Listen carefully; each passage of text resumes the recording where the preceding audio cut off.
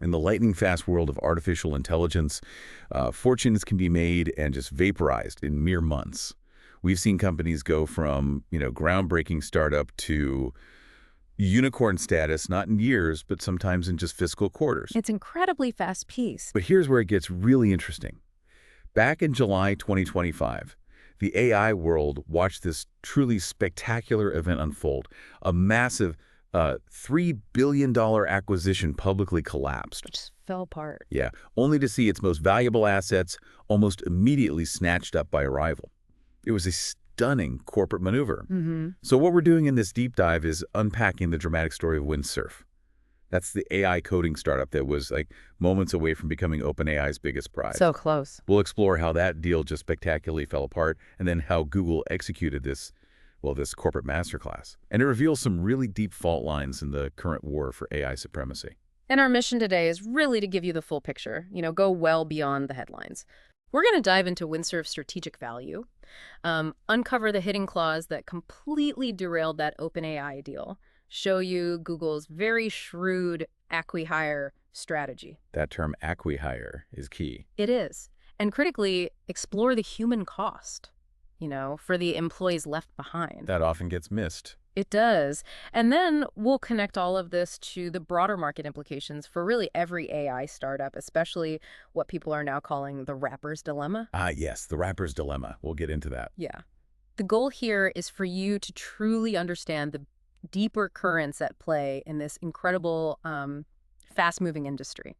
Okay, so let's set the scene. Let's start with the ascent of Windsurf and this visionary founder, Varun Mohan. His journey really does read like a blueprint for a modern tech leader. It really does. Varun, the son of immigrant parents from India, grew up right there in Sunnyvale, California, right in the heart of it all. Classic Silicon Valley upbringing, in a way. Exactly. And from a young age, he showed, prodigious talent in mathematics and computing Olympiads.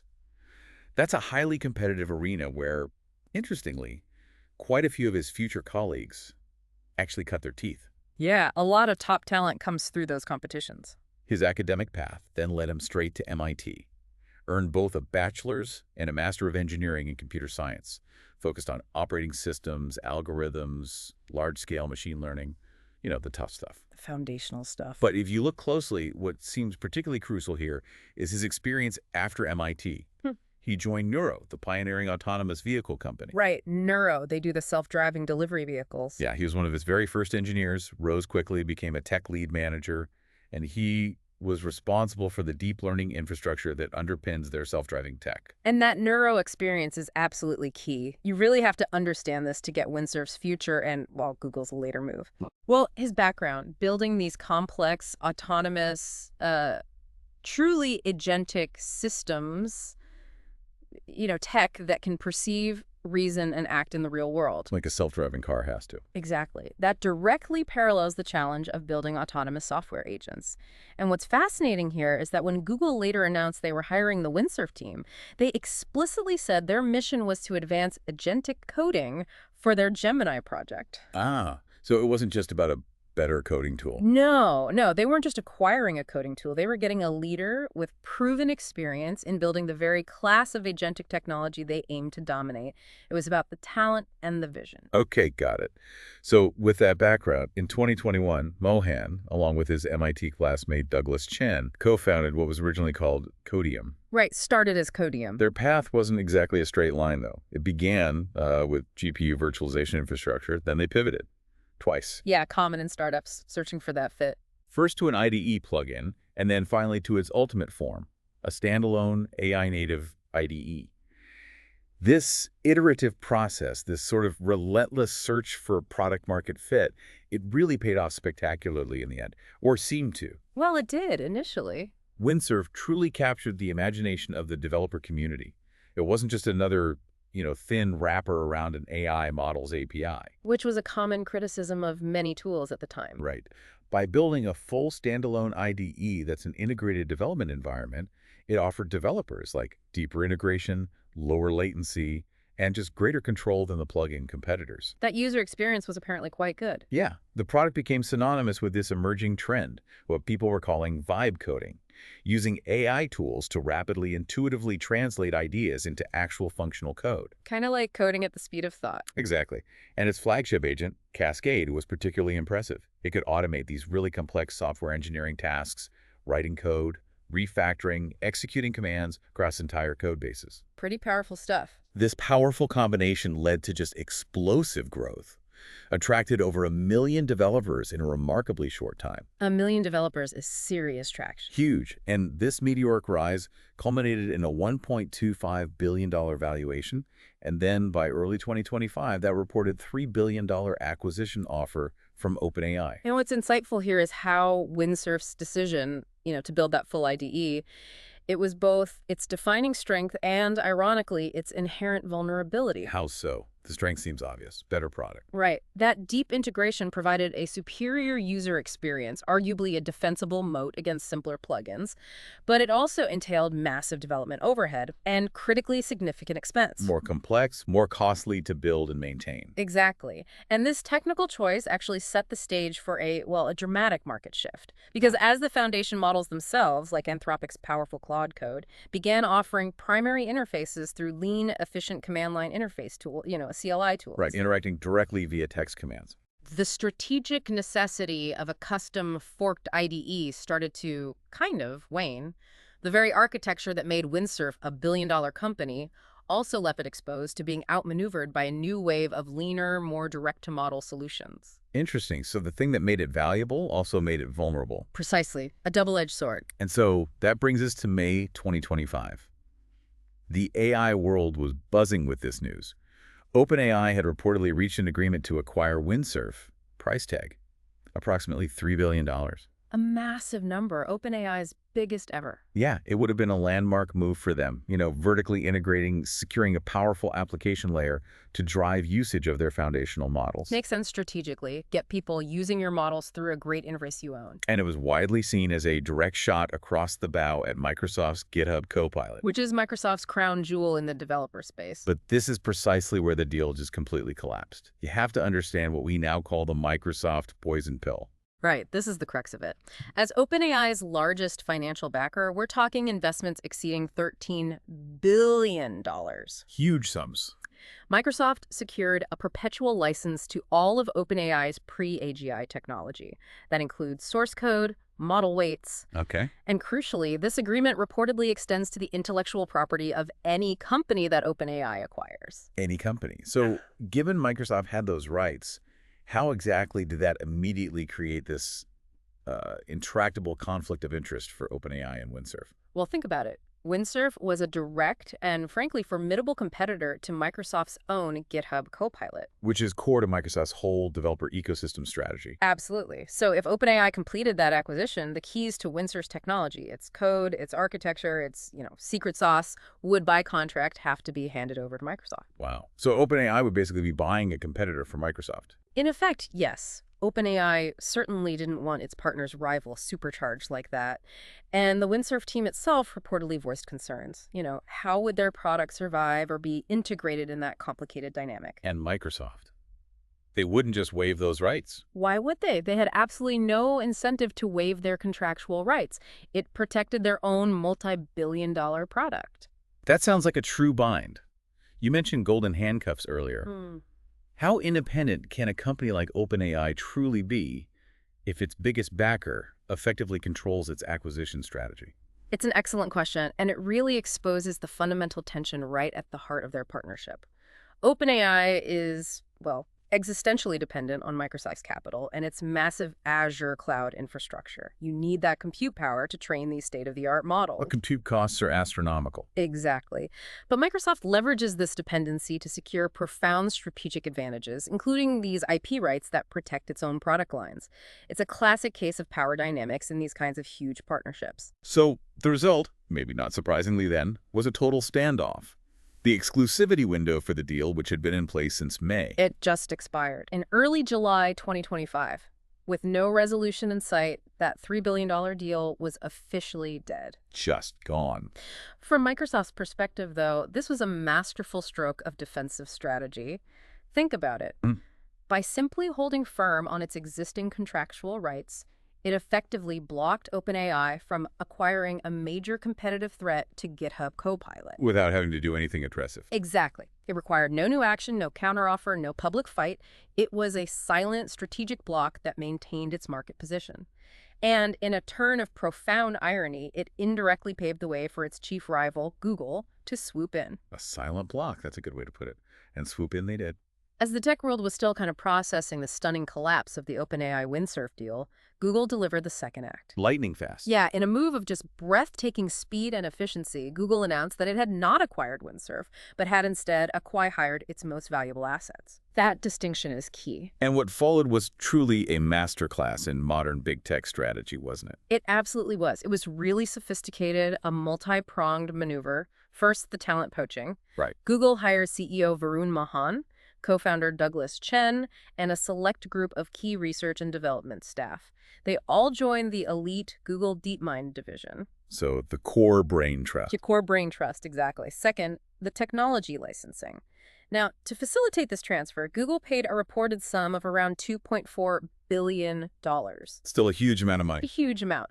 But crucially, it was for a non-exclusive license to certain Windsurf technologies. Okay, that non-exclusive nature of the license feels really critical here. It allows Windsurf to technically continue operating as an independent company, right? Why was it so important for Google to leave that corporate shell intact? Well, it seems very carefully crafted, likely designed specifically to bypass the intense antitrust scrutiny that a full outright acquisition for $3 billion would have inevitably attracted from regulators, especially in the US and Europe. Ah, the regulatory angle. By leaving Windsurf's corporate shell technically intact, Google can argue it hasn't removed a competitor from the market, even as it has effectively absorbed its heart and soul, the key people and access to the tech.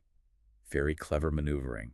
And Google was pretty transparent about its motivation, weren't they? Relatively, yes. A company spokesperson stated their goal was to, and I quote, welcome some top AI coding talent from Windsurf's team to Google DeepMind to advance our work in agentic coding for their Gemini suite of tools. Agentic coding again, there's that phrase. Exactly. It aligns directly with Google's overarching strategy to move beyond simple AI assistants and build these really sophisticated agents capable of performing complex, multi-step tasks autonomously. Which is a field where, as you said, Varun Mahan's background from Neuro provides that unique, proven expertise.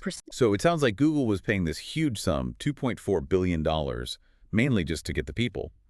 But why license the technology at all if, as some argued, it was just a thin wrapper? Was there any real value in that IP for Google? Or was it purely a mechanism to smooth the deal, like to justify the payment? That's the multi-billion-dollar question, isn't it? Look, that $2.4 billion probably wasn't just for the tech itself, especially non-exclusively. Many analysts see it as essentially a golden handshake disguised as a licensing fee. A disguised bonus, basically. Massive acqui-hire bonus, yeah. Designed to ensure the full cooperation of Windsurf's founders and its key venture capital investors. It allowed Google to funnel a tremendous financial incentive directly to Windsurf's key stakeholders. So the founders and the VCs got paid? Primarily, yes. It secured their cooperation in the talent transfer, so you could argue it was less a payment for intellectual property per se and more a golden handshake for, well, capitulation. Capitulation. Strong word. Well, it highlights this new formidable playbook for big tech talent acquisition, especially in the AI era. Paying top dollar for the people, maybe even more than the product itself, is technically worth on paper. It's a talent grab, facilitated by a massive check disguised as a license fee. That seems to be the most plausible reading of the situation. This acqui-hire and license model is something we might see more of. Okay, let's talk about the fallout. The immediate aftermath of the Google Windsurf deal. Yeah. It left this landscape of, well, starkly contrasting fortunes. Very much so. For the founders and key investors, it represented a lucrative exit, even as not the original $3 billion sale. For Google, a strategic triumph. For OpenAI, a public setback, yeah. Exposed some weaknesses. But for the hundreds of employees left behind at Windsurf, it was reportedly a pretty brutal lesson in the new realities of the AI talent war. Yeah, you know, it's a stark reminder that in these high-stakes tech plays, it's often the frontline employees who bear the brunt, while the top brass kind of sail off into sunset. It's a tale as old as Silicon Valley, unfortunately. It really is. And this is where the human cost becomes painfully clear. We're talking about roughly 250 employees left behind. Still a significant number of people. Absolutely. And these engineers, the staff, they had likely joined Windsurf, taking salaries maybe below market rate, trading that cash for equity, hoping for that life-changing payout from a multi-billion-dollar acquisition. The dream of the startup lottery ticket. Exactly. And in a traditional sale, all equity holders benefit proportionally. But here, the structure meant the financial rewards were heavily concentrated at the very top. So the founders, the key researchers hired by Google, They received lucrative employment packages at Google, and that $2.4 billion license fee flowed primarily to the company, which ultimately benefits its major shareholders, the founders and the VCs again. while the rank-and-file equity holders got much less, or maybe nothing close to what they expected. That seems to be the case. The online commentary, places like Hacker News, Reddit, it was pretty brutal. People talking about dreams dashed, calling Windsurf a ghost ship now. Some were apparently cursing the day they joined. Oof. That's rough. It really highlights the emergence of what some are calling a two-tier system in AI startup exits, doesn't it? It does. The elite, maybe the 10x talent, they're the prize.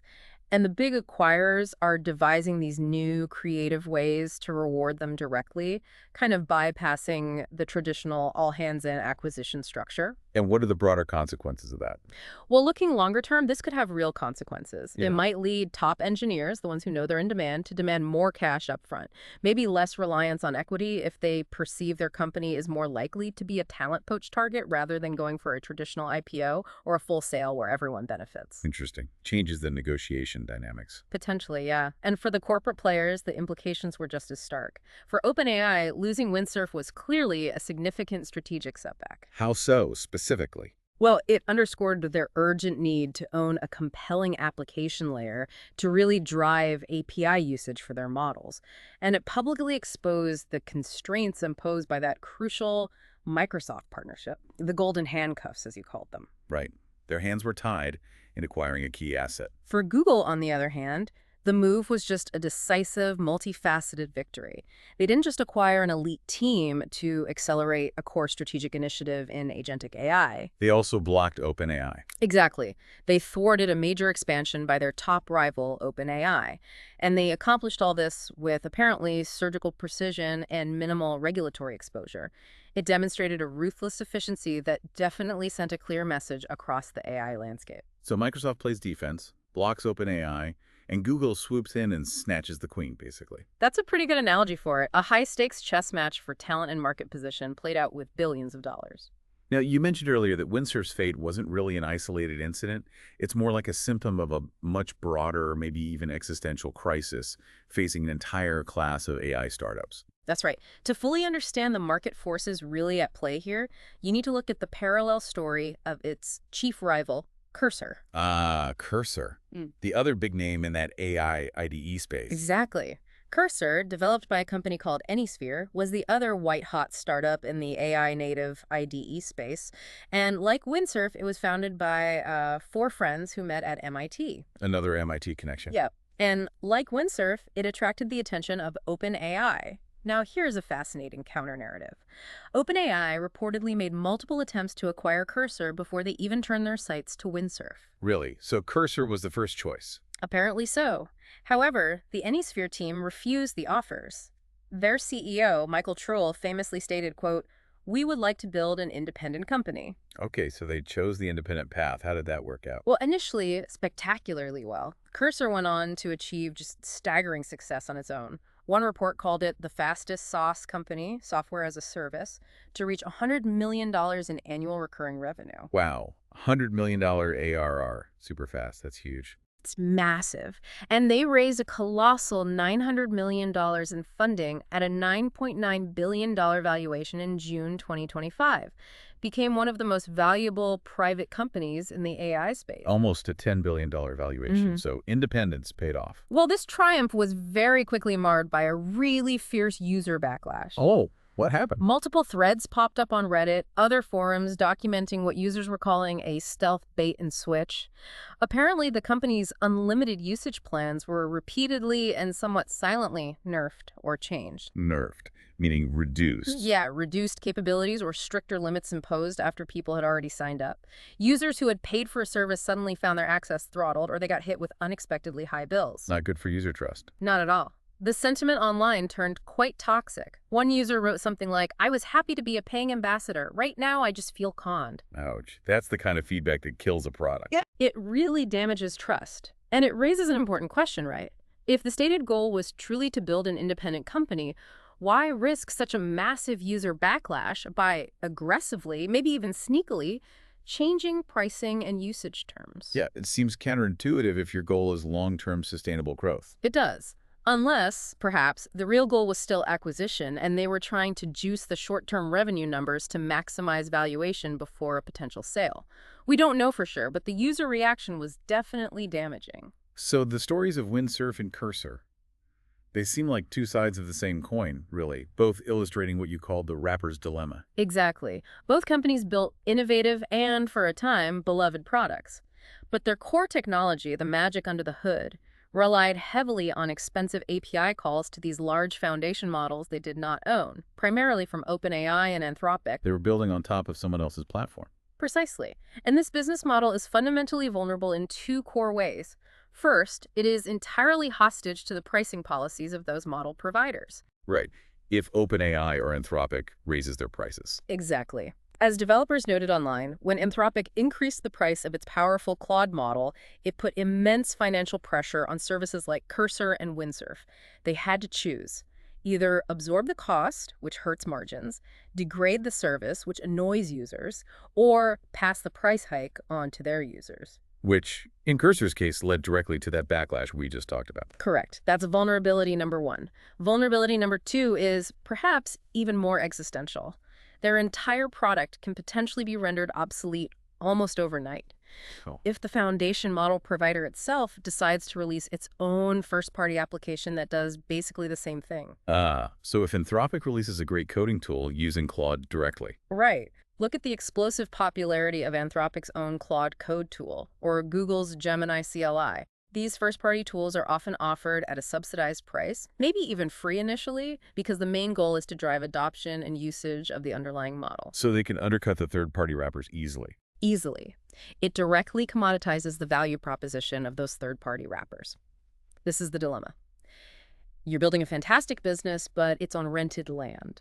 And the landlord, the platform owner, can take back that land or jack up the rent whenever they choose. A very precarious position. Extremely.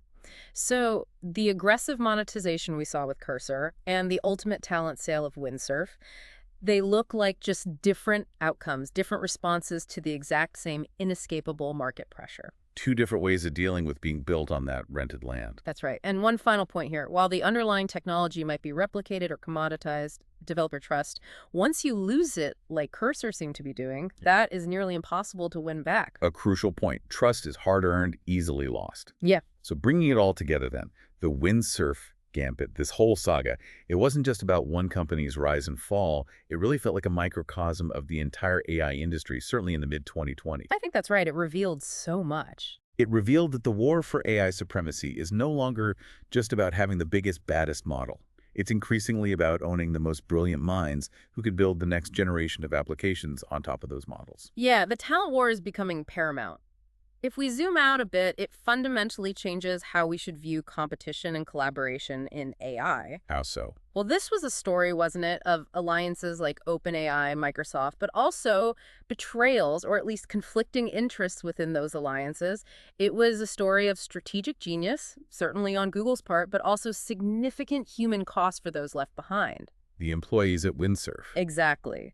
It laid bare those golden handcuffs we talked about, showing how they can bind even the mightiest players like OpenAI, and it demonstrated this new, arguably ruthless playbook for talent acquisition that other tech giants might now emulate. The acqui-hire and license model. Precisely. It changes the game. So, as we wrap up, what does this all mean for you, the listener?